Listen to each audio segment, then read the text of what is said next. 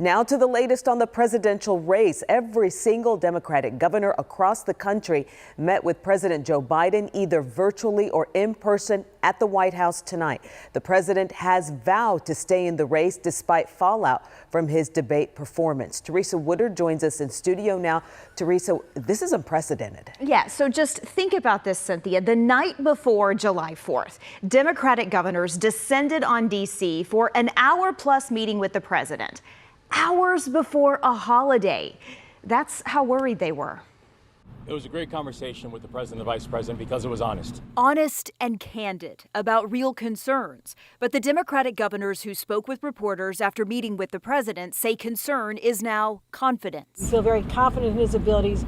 We talked about the plan and how he's going to be very focused on issues that matter to Americans, and I felt very confident coming out of this meeting as well. Is he fit for office? Do you think he's fit for office? Yes, fit for office. They say President Biden told them he got in his own head at last week's debate. He said, look, he didn't listen to himself, and I thought he gave a great example. And when he said, look, I'm worrying about numbers on this, it's about people, it's about their lives. This is Joe from Scranton. What we saw in there today was a guy who was the guy that all of us believed in the first time, who could beat Donald Trump, and did beat Donald Trump. Before he calmed governors' fears on Wednesday, Biden delivered a speech and presented 2 medals of honor. We're the only nation founded on an idea. That idea is all men are created equal. He read off a teleprompter and ignored reporters' questions. Mr. President! Mr. President! Hours earlier, Arizona Congressman Raul Grijalva became the second Democrat in Congress to call for Biden to drop out of the race in a conversation with the New York Times. Texas's Lloyd Doggett was the first. We cannot take the chance of going forward with less than a total and complete enthusiasm for our candidate. As the chorus of concern from Congress gets louder, publicly, the White House does not appear to be listening. Is President Biden considering stepping down? Absolutely not. But ABC News sources say privately things sound different. They say Biden and Vice President Kamala Harris joined an all-staff call Wednesday to boost morale, and that the president knows the next few days are critical. We know that as we're standing right here, we're behind. But we also know that that path to be able to make sure that we can pull ahead in November is real, and it's going to take all of us. Okay, Teresa, so there are also some new poll numbers out tonight. What do they show?